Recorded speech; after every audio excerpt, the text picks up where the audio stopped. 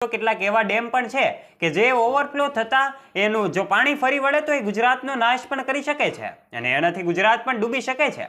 એવા કેટલાક ખતરનાક ડેમો પણ આજના વિડીયોમાં અમે વાત કરીશું। આ માટે મુખ્ય બંધનું નિર્માણ ગુજરાત રાજ્યના નર્મદા જિલ્લામાં કેવડિયા નજીક આવેલા નવા ગામ પાસે મહદઅંશે પૂર્ણ થઈ ચૂક્યું હતું અને આ બંધ કાર્યરત પણ છે। એની ઊંચાઈ સતત વધારવામાં આવી રહી છે। અમે વાત કરી રહ્યા છીએ ગુજરાતના સૌથી મોટા ડેમ સરદાર સરોવર ડેમની। એ માટેનું બાંધકામ હાલ ચાલી રહ્યું છે અને એમની ઊંચાઈ વધારવામાં આવી રહી છે। સરદાર સરોવર યોજનાની નહેરો તેમજ જળ વિદ્યુત મથકનું નિર્માણ લગભગ પૂર્ણ થઈ ચૂક્યું છે। આ બંધની કુલ ઊંચાઈ 136.5 મીટર એટલે કે આશરે 445 ફૂટ સૂચવવામાં આવી છે, જેને ભારતનો પણ સૌથી મોટો ડેમ માનવામાં આવે છે। ત્યારે દોસ્તો આપણને પ્રશ્ન થાય કે આખરે કેવી રીતે આ દરવાજાઓ ખોલવામાં આવે છે? તો દેશના અનેક ભાગોમાં ભારે વરસાદ જ્યારે સતત ને સતત વરસી રહ્યો છે ત્યારે અનેક જગ્યાએ રેડ એલર્ટ આપી દેવામાં આવ્યું છે। ભારે વરસાદને કારણે ઘણી નાની મોટી નદીઓમાં પૂરની સ્થિતિ આવી છે અને ડેમમાં પણ નવું પાણી આવ્યું છે, જેના કારણે ડેમ છલોછલ ભરાયા છે। ઘણી જગ્યાએ તો એવી હાલત થઈ છે કે ત્યાં ડેમના દરવાજા પણ ખોલવા પડે છે। કેટલીક જગ્યાએ તો 2, 4, 5 દરવાજા ખોલવા પડે છે, તો કેટલાક બંધના એ તમામ દરવાજાઓ કેટલાક મીટર સુધી ખોલવાની ફરજ પડે છે। આ દરવાજાઓ દ્વારા ડેમનું પાણી ઓછું કરવામાં આવે છે અને એના કારણે ક્યારેક ગામડાઓમાં કે જે ડેમની નીચાણવાળા વિસ્તારો આવેલા છે ત્યાં પૂરની સ્થિતિ સર્જાય છે।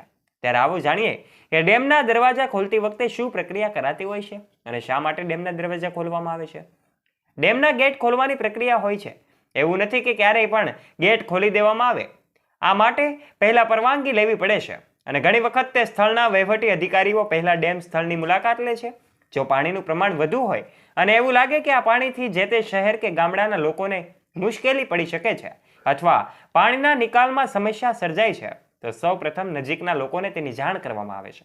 જો ડેમના એ હેઠવાસના વિસ્તારમાં કોઈ લોકો રહેતા હોય તો તેમને તે વિસ્તાર ખાલી કરવા માટે આદેશ આપવામાં આવે છે। આ પછી પરિસ્થિતિ સંપૂર્ણ રીતે પુનઃપ્રાપ્ત થયા પછી જ અને મંજૂરી મેળવ્યા પછી ડેમના દરવાજા ખોલવાની કામગીરી કરવામાં આવતી હોય છે। દોસ્તો આ પછી પણ એ ગેટ ખોલતા પહેલા એ દર મિનિટે મોટા અવાજમાં સાયરન વગાડવામાં આવે છે, જેથી જે કોઈ પાણીના એ માર્ગમાં હોય તે સલામત સ્થળે જાય અને કોઈ અનિચ્છનીય ઘટના ન બને। ડેમ પરની એ સાયરન 3-4 કિલોમીટર સુધી સંભળાય છે। સૌથી પહેલા તમને જણાવી દઈએ કે જ્યારે પણ દરવાજા ખોલવામાં આવે છે ત્યારે એવું નથી હોતું કે કોઈ વ્યક્તિ ડેમ ઉપર જઈને ઘર કે ઓફિસના દરવાજાની માફક ડેમના દરવાજા ખોલી નાખે। હાઇડ્રોલિક દરવાજા હોય છે। આ દરવાજા દુકાનના શટર જેવા હોય છે અને નીચેથી ઉપરની તરફ જાય।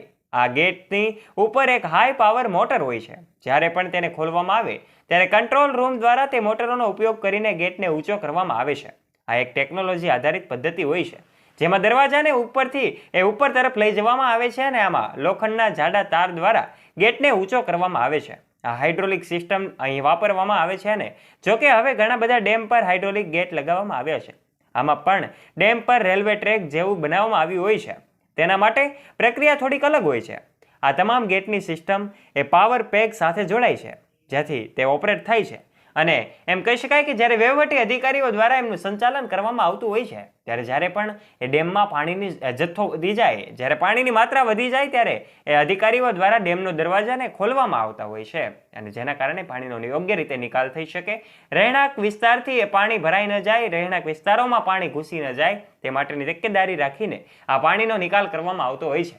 ત્યારે દોસ્તો આ ચોમાસાની આ સિઝનમાં જ્યારે પણ રેડ એલર્ટ આપવામાં આવતું હોય છે અને જ્યાં પાણીની એ નિકાલની સમસ્યામાં મુશ્કેલી પડતી હોય ત્યારે ડેમના દરવાજાઓ ખોલવામાં આવતા હોય છે અને ડેમની સ્થિતિને કંટ્રોલમાં લાવવામાં આવતી હોય છે।